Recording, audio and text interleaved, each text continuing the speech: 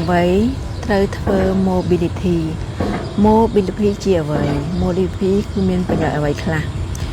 mobility មានន័យថាសកម្មភាពរបស់សន្លាក់នៃសាច់ដុំក្នុងការធ្វើចលនាបានសេរីនិងគ្រប់គ្រងបានល្អក្នុងជួរចលនាពេញលេញវាសំខាន់ណាស់សម្រាប់ការហាត់ប្រាណកីឡានិងជីវិតប្រចាំទី1ជួយការពារការរបួសជួយឲ្យសន្លាក់និងសាច់ដុំធ្វើចលនាបានត្រឹមត្រូវពេលរាងកាយធ្វើចលនាបានល្អវានឹងកាត់បន្ថយសម្ពាធលើសន្លាក់និងសាច់ដុំដូច្នេះហានិភ័យនៃការរបួសឬពីសន្លាក់សាច់ដុំវាមានតិចតួចបំផុតទី2ធ្វើឲ្យរាងកាយបត់បែនបានល្អការហាត់ mobility ជួយឲ្យរាងកាយមានភាពបត់បែននិងធ្វើចលនាបានលាតរលូនអ្នកអាចអង្គុយទាបបត់ឬបង្វិលរាងកាយបានងាយស្រួលជាងពី3ជួយឲ្យការហាត់ប្រាណមានប្រសិទ្ធភាពល្អពេលសន្លាក់ដូចជាត្រគាកស្មាកជើងមានចលនាល្អអាចហាត់ប្រាណបានល្អជាងមុនមិនថាបងប្អូនធ្វើចលនាអីក៏ដោយគឺវាល្អជាងមុនច្រើនលើ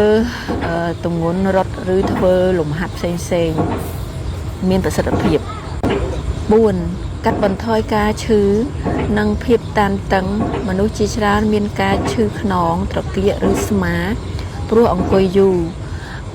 ជួយបន្ធូរសាច់ដុំនិងកាត់បន្ថយការឈឺចាប់ក្នុងរាងកាយ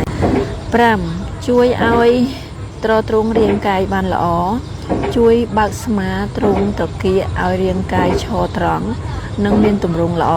6ជួយឲ្យសន្លាក់មានសុខភាពល្អរយៈពេលវែងការហាត់ប្រាណជួយmobility ជួយរក្សាសន្លាក់ឲ្យមានសុខភាពល្អនិងអាចធ្វើឲ្យចលនាបានយ៉ាងស្រួលទោះបីជាអាយុកើនឡើងក៏ដោយសរុបមក mobility សំខាន់ណាស់ព្រោះវាជួយរាងកាយធ្វើចលនាបានល្អការពារការរបួសកាត់បន្ថយភាពតានតឹងជួយឲ្យរាងកាយហាត់ប្រាណមានប្រសិទ្ធភាពជាងមុនអញ្ចឹងបងប្អូនអាចធ្វើតាមចលនាទាំង5របស់ខ្ញុំបានហាត់មួយអាទិត្យ2ដងហើយក្នុងម្ដងបងប្អូនហូលប្រហែល5ដងហើម5ទៅ6ដងហើយអញ្ចឹងបងប្អូនចូលក្បាច់មួយទៀតហើយបងប្អូនអាចធ្វើក្នុងមួយក្បាច់2ឬ3ដងត្រឹមតែ30នាទីក្នុងមកធ្វើអានឹងម្ដងល្អហើយអញ្ចឹងមួយអាទិត្យសុំ2ដង